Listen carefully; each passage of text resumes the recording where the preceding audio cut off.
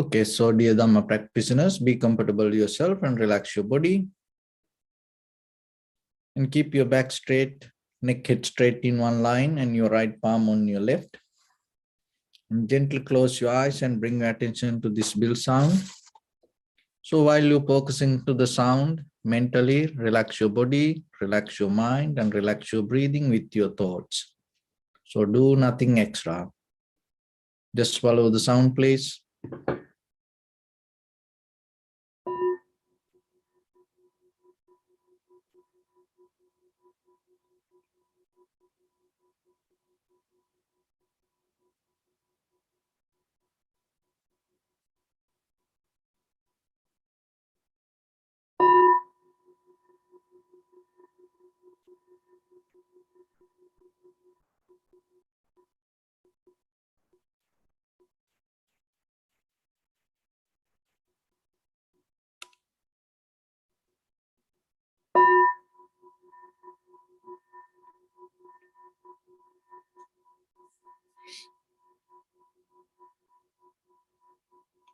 Namo tassa bhagavato arahato samma sambuddhassa. Namo tassa bhagavato arahato samma sambuddhassa. Namo tassa bhagavato arahato samma sambuddhassa. Homage to the Blessed One, the Exalted One, the fully enlightened One. So dear Dhamma practitioners, before we start our practice session, as usual, we'll take few minutes to understand ourselves, how this practice can applicable for our day-to-day life. And because when you have clear understanding, then when you practice yourself, that your practice going to become more and more successful. So that's why every day we try to bring some kind of information for yourself to clarify where this practice can take you. Because from the human existence, from generations to generations, through our old ancestors, everybody look for happiness and satisfaction. And from ancient time to today, people know it's very famous when it comes to happiness and satisfaction and spiritual development. Everybody know like a mantra. It's kind of like being in the moment. You are your own master. And be right now, right here. So those are, it's not like a kind of like magic words. But everybody know and everybody can understand it, but still we all can't find the deeper connection with ourselves and bring that real experience through practice according to this kind of teachings. So why it happened that way? Being in the moment and happiness, all happiness with you, and your mind is the creator. Why this all fail to bring the real experience to ourselves? So you have to remember, your practice is kind of like writing a sentence. You have to bring you have to have the meaning, and you have to collect that words and that collective words, you have to put it to meaning. And then you can get the information out of the sentence that you wrote. So our life the same. Even that whatever the knowledge you have, that whatever the wisdom you have, if you don't have the ability to bring that all together and put it to your life and out of practice and bring something out through your bodily, verbally, or mentally actions, it becomes helpless. And whatever helpless, by the time going to become useless. So that what happened to our wisdom also. So there is nothing that we can learn new. So already everything is with us. But the thing is, we don't have wisdom how to bring that all together. So why this deeply why this situation happens, why we experience this? When it comes to our life, we have physical body, mind, and the spirit.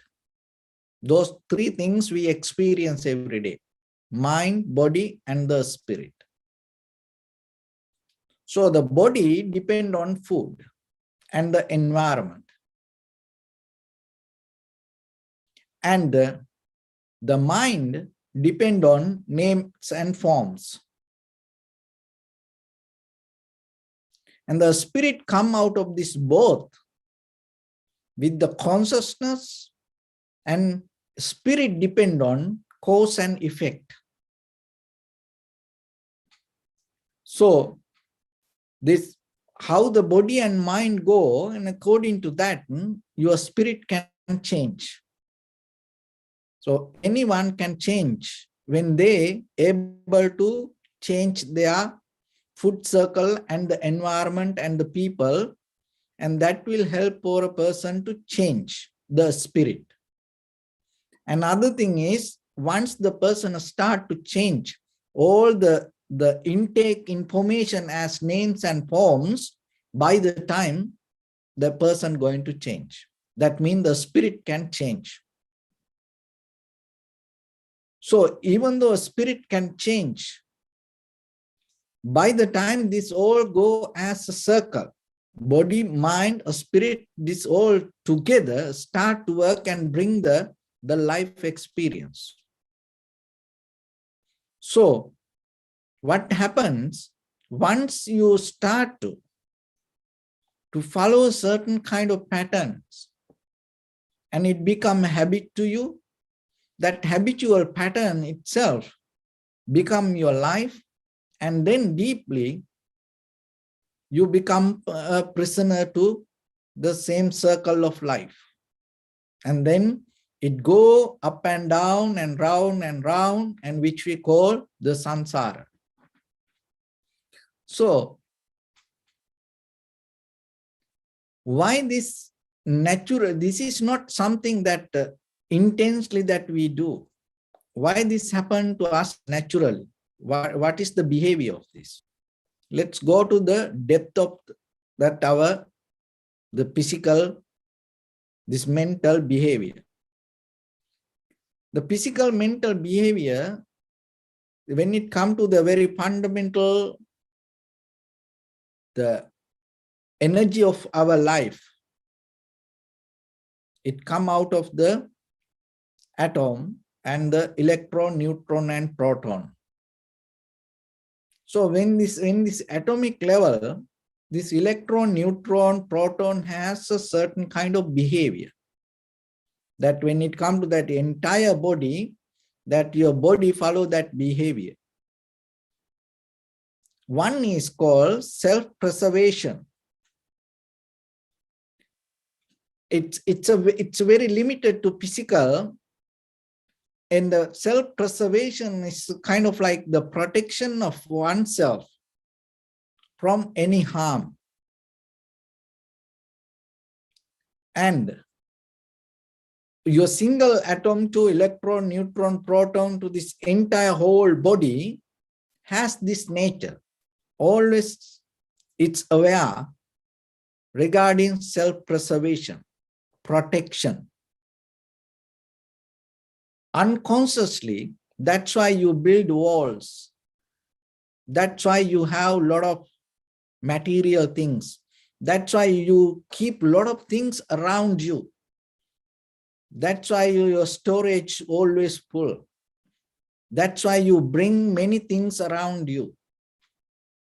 That is the very behavior. This is so you deeply, your consciousness depend on that self-preservation, protection, always look for security. For the moment, it's bring the comfort that, as example, when you build up the walls and you have the house, when the very first day you bought the key and you feel so comfortable, you feel so secure, protection. But by the time what happens, when you depend on that protection, unknowingly, you become a prisoner to that. So anything the same. That's everything that whatever you have for your protection, by the time become prison to yourself. So from birth to today, if you look very carefully, little by little, whatever this accumulative nature that you had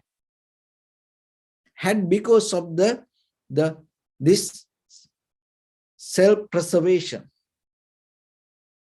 So no one can change this. You can't resist this.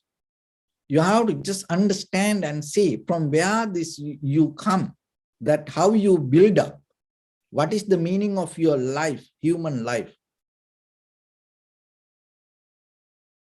So that self-preservation always create the self-centered idea. And out of that, collective nature happens. So out of the collective nature, the fear, anxiety, depression, jealousy, so this kind of thoughts arise. And then, not only that, there is another nature in us. So that is what calls self-expansion. So the very nature of the self-expansion, so one way, your very depth of your this human behavior, the very foundation of these fundamental elements in your body, one way try to have the self-preservation, and other way with that nature. Without self-preservation, it's not going to happen. With the self-preservation, you have the another nature, self-expansion. So what does that mean? That means always you have an intention to reach to another level. So it's kind of like to achieve something. So this is what our life built like this way. So one way you have collective nature, protective nature, and another way you have achieving nature, to become nature. So the becoming nature you develop with achieving. So this itself this is the drive that pushes us forward and bring things towards us, and at the same time expanding our life day by day, day by day. So from childhood to today, if you look very carefully, your life became more and more complicated. And at the same time, it make you more and more bigger, but at the same time, it brought some other anxiety, depression, the fear, jealousy, hatred. So this kind of things also. So then if you very carefully understand this behavior, you can recognize why we are like this. So then, through meditation, what we can do, what the meditation does for this nature. Remember, this is a energy, this is a spirit. Those are the pillars of this physical world. We can't change it. It's like the gravity. So, but the thing is, you can use the same mechanism to gain the liberation. You use the same energy to get out of this. So this is the energy, keep you moving and keep you grounded and hold to this world. Self-preservation, self-expansion. And now through meditation, we trying to develop this same energy, divert it to different nature, rather than hold it to, rather than being grounded to this world, to get out of this. How we can do this? So self-preservation, the very nature is settling down. So as example, if when once your child put it to the preschool, you think, oh, settle down. And then the high school, settle down. Put it to university, settle down. Get into married, settle down. So we use this word, and you bought a house, settle down. So you're waiting to settle down. See that it's a kind of like we protect, we look for the protection, and then we think once we have that protection, we settle down. So we do this with this outside material world. But with the meditation, now we're going to do the same thing. It's not something different. Same thing. We're going to settle down with the thoughts, with the sensation. So that is the very nature of the tranquility state. That's why you can develop this, because you have the same nature. Only thing is, rather than you use it to the outside world, now you learn to put the same nature to inside you. So the best way to develop your self-preservation is attaining to tranquility state. Your whole body going to listen to that. That's why more than achieving to these outside material things, by the time if you develop this method, your whole body, your each and every atom going to like this. That's why you can give up this all the material world. And by the time, once you reach to the tranquility state anymore, you're not into this material world. It's kind of like a scary. Sometimes people don't want to do it. Because why? Because we so into these material patterns. And we depending on that. We think our security is with this material world, with this physical world. But there is a way mentally you can achieve it. So once you achieve to this tranquility state, and once you have the undisturbed mind, your entire body finding that the deeper, the most successful and highest and most energetical, the self-preservation mood. So it's rather than going towards outside, you're gaining it from inside. And once you have it, Then you go to the next level, self-expansion. So the self-expansion in a deeper level, you gain through the vipassana. So now you have the undisturbed mind, you settle down, and once you settle down from that point, you develop very critical, analytical mind to observe the very behavior of the mind. So the very nature of the self-expansion, it's always like to develop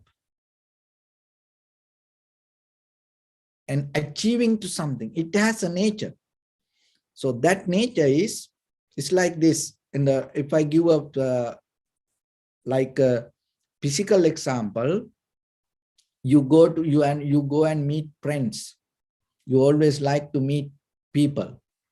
So this behavior comes as a result of self-expansion. So you like to reach to others. Once you reach to others, once you have the connection with others, there is something happens. What is that?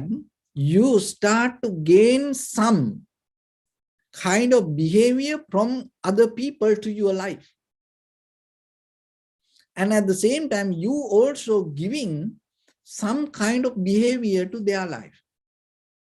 So self-expansion is another way that we can change our character. That's why through the friends, people. That's why even in the spiritual practice, it says, in the community of the Sangha, it says, the most important, the valuable thing that you gain in this spiritual path is good friends, skillful people. Why? Because once you're into that, you gain that quality to yourself. It deeply changes your character. So this gaining and changing behavior. And what happens now with your thoughts, even with your thoughts, the thoughts also kind of like your awareness is a kind of like a person. So once with your awareness, you start to expand it little by little, and it meet new things, new experience. So what are those? One is impermanent. With your own thoughts, with your own sensation, with your own body, you recognize the impermanent nature. And once you recognize that, what happens, just imagine you go out and you find a new person. And then after that, according to that person, your character start to change. Now your consciousness recognize new nature. That nature is impermanent. And according to that recognition, the consciousness change. The behavior of the consciousness change. The understanding, that what we call as the wisdom, start to change. So then you know, and you start to adapt according to that change, because you saw it impermanent. And then by the time when you expand and observe thoroughly, vigorously, when you see your thoughts, your sensation, your feelings, your own body, and you recognize this unsatisfactory nature, impermanent, unsatisfactory nature. So this is another print that you see. This is another nature that you see. And then what happens? It is a more higher level of a skill that you gain to your consciousness. You recognize that is the entire universal nature. So then the consciousness start to recognize itself and adapt to that and change to that. It's the same thing like you go and you find a new person. And then by the time, and you maybe you never went to clubbing, or you never went to drinking or the drugs or anything like that. But once you find a friend, what happened maybe? You start to go into that. And the same thing with the good things. And maybe you find a new person and you never into hike, but that person used to go hike, and then you go, and you never into gym, but this person go, your friend, and maybe invite for you to go to gym, and then you go. And maybe you never into meditation, but this friend you meet and then say, hey, let's practice meditation one day. I used to do this, that, and then you say, okay, let's try. And then you practice meditation. See, that happened because as a result of this, the behavior that you have, self-expansion. But still, it is self-centered. You want to gain something. So this here now, the consciousness has the same nature. The consciousness still recognize that impermanent and unsatisfactory nature. And then by the time when through the vipassana, when you thoroughly, deeply observe and you recognize this selflessness. So with the thoughts, with the sensation, with the body, with your own experience, you recognize this selflessness. And once you have that, is what happened to your consciousness, because the consciousness start to adapt to that. So once you have the consciousness with selflessness, whatever you experience doesn't bring egocentric ideas. It doesn't bring any kind of egocentric experience. It's the moment of experience which we call nature. So this is another way that you can reach to enlightenment, and this is in you, this is inbuilt when you become a human. This is inbuilt. So this is why you become a human, to gain this wisdom. But what happens when we become human, when we come to this world, by the time that around us, our parents, friends and family members, everybody give things to our hands.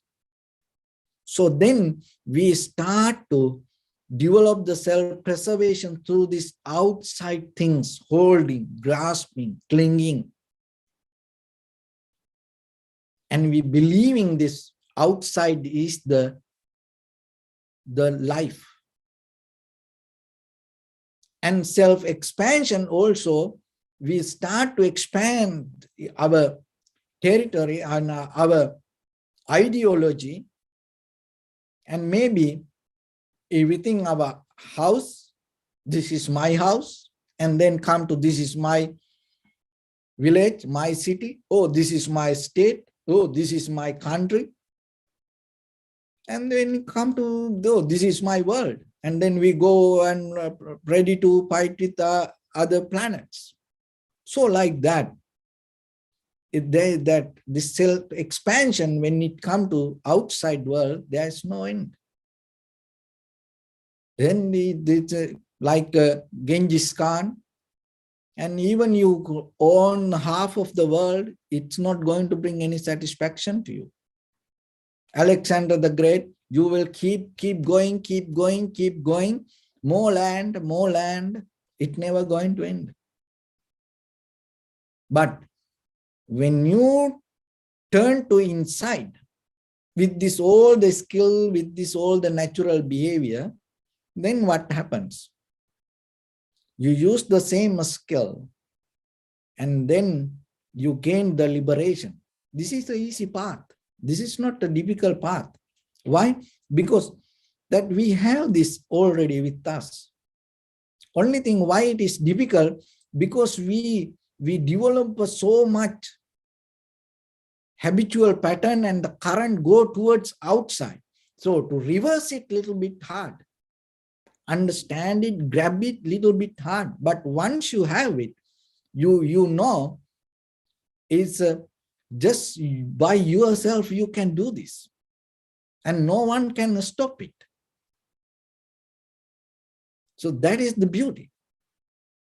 So going to this outside world, it's kind of like you dating a partner, and then you get married, you go honeymoon, but you never going to come that homecoming.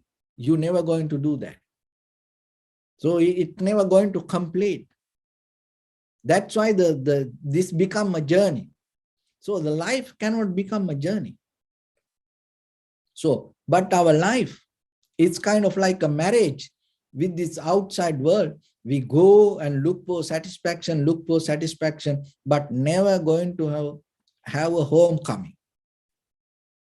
But liberation is, so now you go deeper, and this is deeply you recognizing still the self-preservation. You get the best self-preservation and the self-expansion. You develop it inside you and you recognize, and finally you gain the liberation also within yourself. So that's kind of like a homecoming. It's complete the journey. It's complete the marriage. So then it is yourself you have to remember. This is inbuilt, this is inside you. Only thing is, the mistake we done, we look just outside. There's nothing wrong with it. But now you know the mechanism.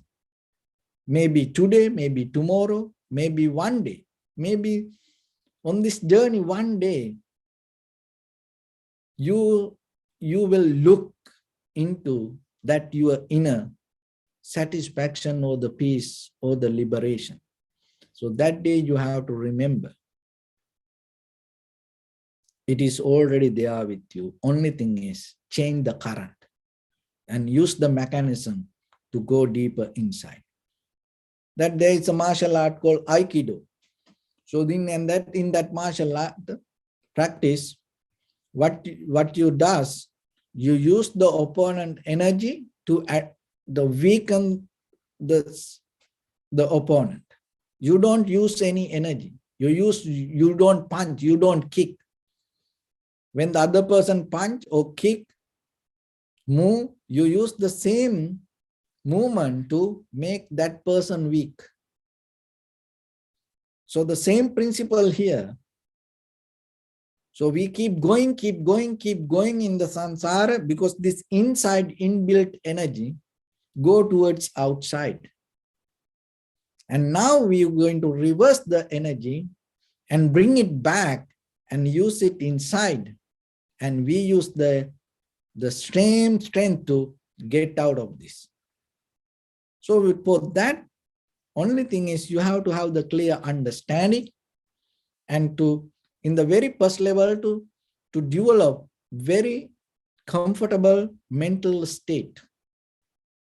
Settle down. Same like you settle down in your room, in your house. So you feel comfortable. So same like now your body is the place to settle down. And be complete with that.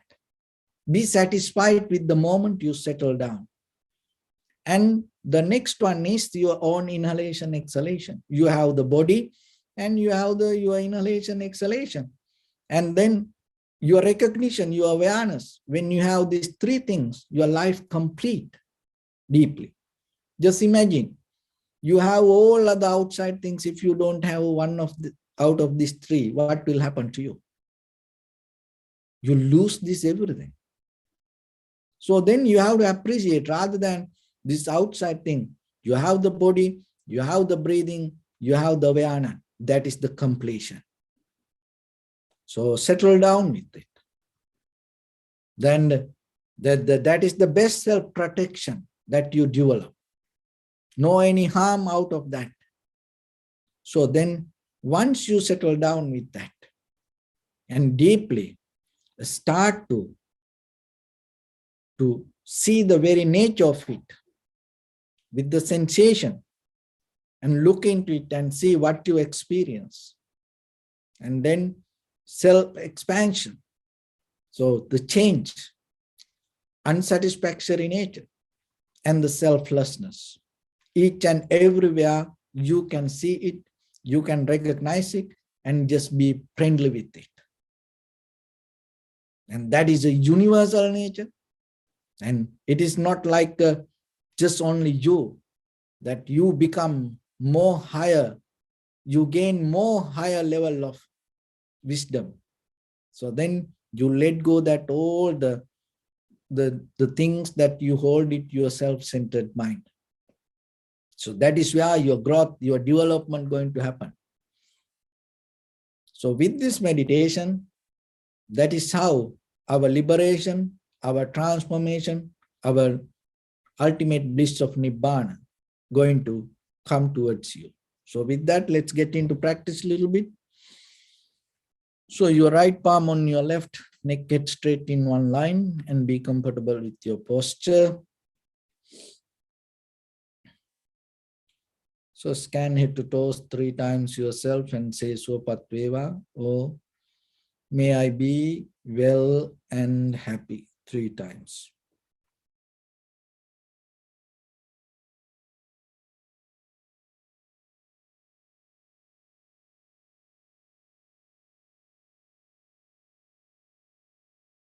Take a moment and think. We gathered here in this moment to practice this ancient meditation technique.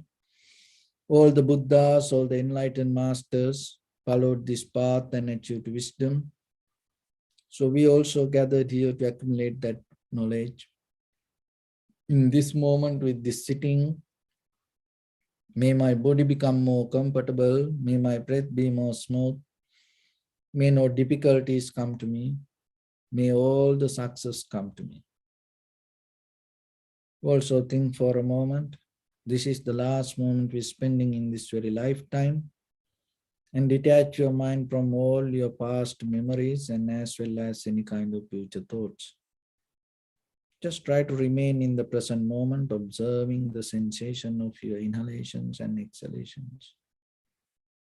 So in the beginning, deeply and gently, breathe in, breathe out 3 times, please, and find the sensation.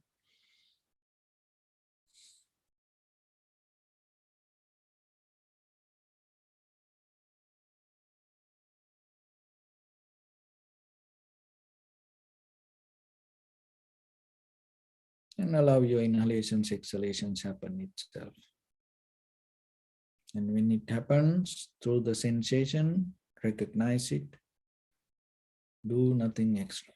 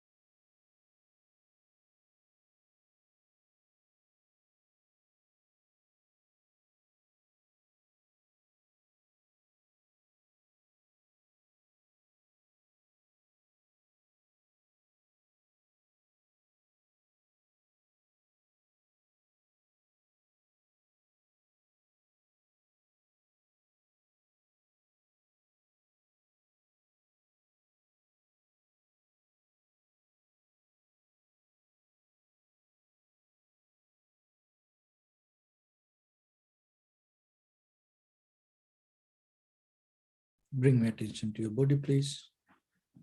Observe your posture.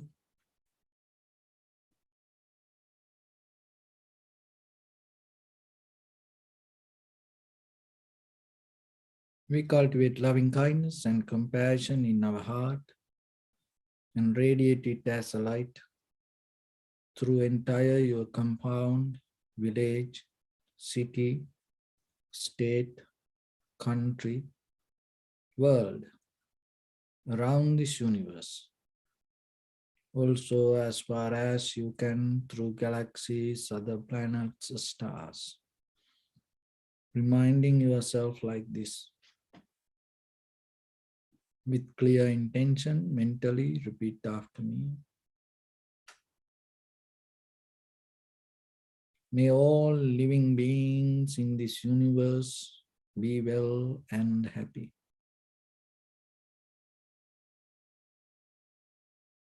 May everyone be happy and safe, and may their heart be filled with joy.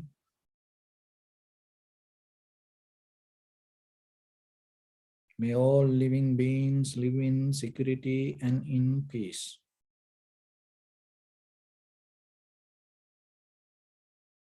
Beings who are frail or strong, tall or short, big or small, visible or not visible, near or far away, already born or yet to be born.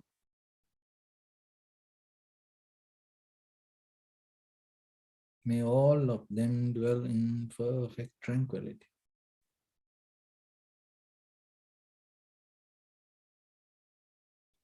Let no one do harm to anyone. Let no one put the life of anyone in danger. Let no one out of anger or ill will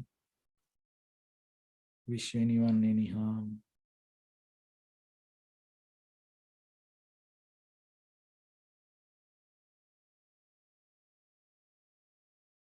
Expand the loving kindness and compassion beginning from your heart.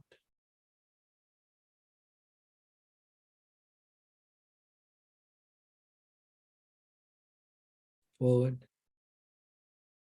Visualize yourself and send it as a light.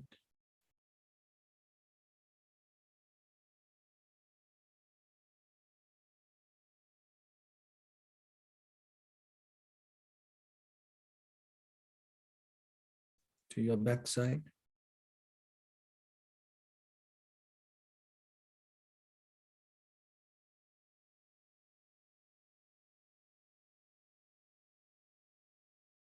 To your left side.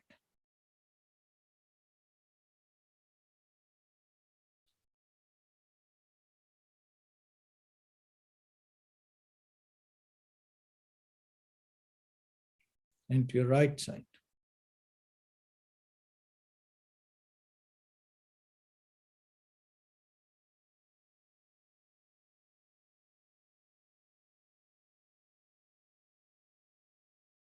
Downward.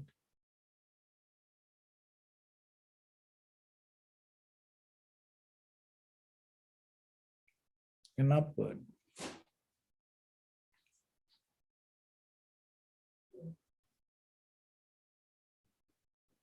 To all 6 directions at once.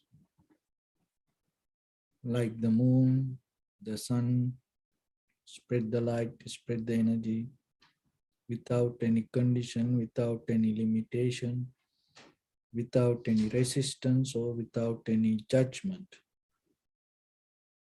Let your heart to shine with the loving kindness and compassion from the bottom of it with the maximum effort to the highest. Wishing yourself, may all living beings in this universe be well and happy.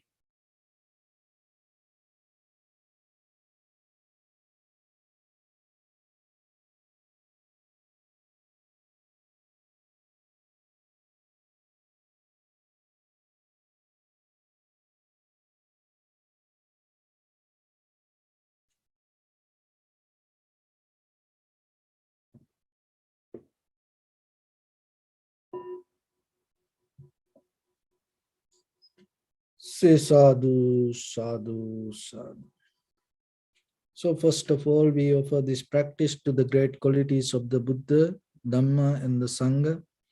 And also by the power of this meritorious deed, may all of us attain to the supreme bliss of Nibbana.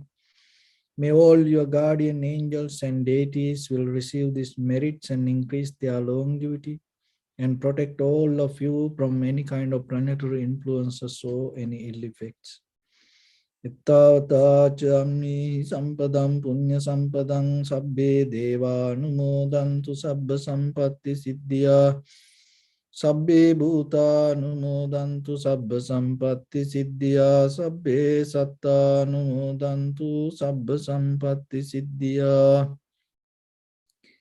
Imaya Dhamma Anudhamma Patipattiya Buddham Pujemi Dhammam Pujemi Sangham Pujemi Attaya Imaya Patipattiya Jati Jara Vyadi Maranam Ha Paribundisami Idamme Punya Kammang Asavakkaya Vahang Hotu Sabba Dukkha Pamunchatu. Bless you.